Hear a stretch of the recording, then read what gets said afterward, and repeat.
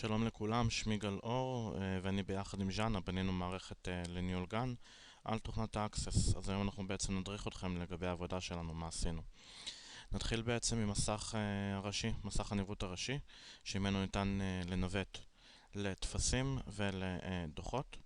כאשר אנחנו נקליק על הכפתור טפסים, נגיע בעצם למסך הניווט הנוסף, שזה מסך הטפסים. מסך הטפסים, אנחנו נראה פה בסביבות ה-11 טפסים שאנחנו צריכים למלא על ילדים ששוהים בגן. אחד מהטפסים הוא בעצם נקרא child, ילד. נקליק עליו ונראה בעצם איזה נתונים אנחנו ממלאים עליו. אנחנו נמלא בעצם את תעודת זהות שלו, שם משפחה ומין, תאריך לידה ולאיזה קבוצה הוא שייך.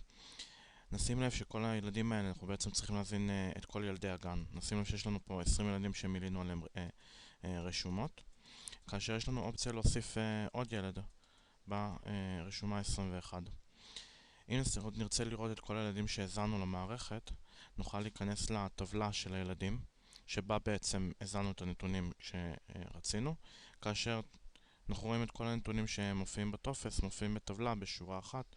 הילד הראשון בשם גל חיון, תאריך הלידה שלו, באיזה קבוצה הוא ומה המין שלו.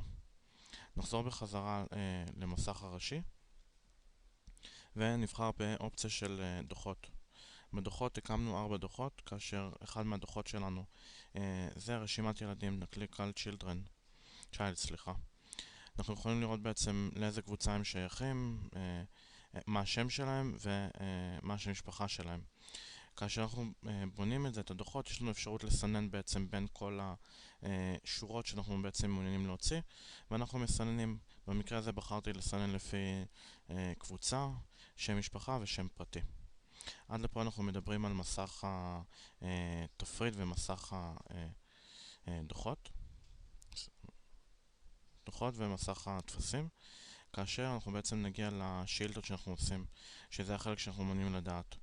הרבה פעמים אנחנו נרצה לשאוב נתונים מהמסד נתונים, ופה בעצם אנחנו רוצים לשאוב למשל מהי רשימת הילדים. אז בעצם אנחנו נקבל בשאילתה את רשימת הילדים שרצינו. בנוסף לזה, יש כל מיני מספר שאלות ששאלנו. אחד מהם זה ספר טלפונים, שאנחנו רוצים להוציא ספר טלפונים לגן. אז בעצם יש לנו פה את השם ושם משפחה ואת הטלפון שאנחנו רוצים. נשים לב שיש לנו פה אופציה במסך השאילתות לעדכן את השאילתות, לעדכן את הרשומות. יש פה אופציה למשל לעדכן כמות חיתולים באינבנטורי. נשים לב שישר קופץ לנו הערת אזהרה שאנחנו הולכים לשנות משהו במסד נתונים שלנו. נלחץ yes, וכן נמשיך בהתאם לעדכון שאנחנו רוצים לעשות. במקרה הזה אנחנו רוצים לעדכן כמות התינוקות, אז הוא יבקש ממנו כמות חיתולים יש לי. אז נניח ההורה הביא איתו עוד 20 חיתולים, לאיזה ילד אני רוצה לעדכן את זה, ואז הוא ישאל אותי בעצם אם אני רוצה לעשות את השינוי הזה. בעקבות זה יוסיף לי למסך של האינבנטורי את הכמות החיתולים המעודכנת. במקרה הזה אני לא רוצה לשנות את המסד נתונים, לכן אני אלחץ על no. באותה סיטואציה, חוץ מעדכון, יש לנו בעצם להוסיף נתונים. יש לנו פה אפשרות בעצם להוסיף ליומן שינה, להוסיף נתונים עבור ילד מסוים, באותה דרך כמו שעשינו עדכון, אנחנו נעשה פה בעצם גם שינוי.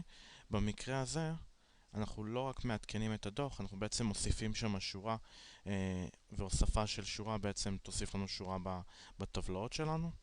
אני שוב פעם לא רוצה לעדכן את הדוח, אז אני אעשה no, וכנ"ל גם לדליט אם נשים לב.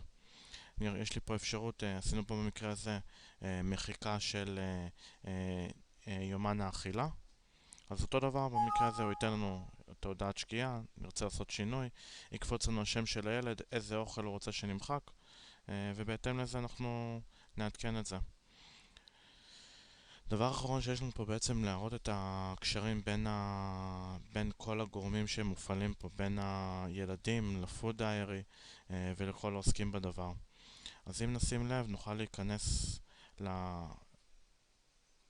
אם אני רוצה לראות את הקשרים בין הטבלאות למיניהם, אני אוכל פה בעצם לראות אותם, ואנחנו יכולים לראות את היחסים, מה שאקסס נותנת לנו אוטומטית. היחס בין ההורה לבין הצ'יילד, יש הרבה הורים אבל לכל הורה יש ילד אחד, כנ"ל גם לתשלום, עבור כל ילד משולם תשלום אחד, אז שיוך אחד, ונוכל בעצם לראות את זה. זה כל הפרויקט שלנו להיום, שיהיה לנו פרויקט מוצלח.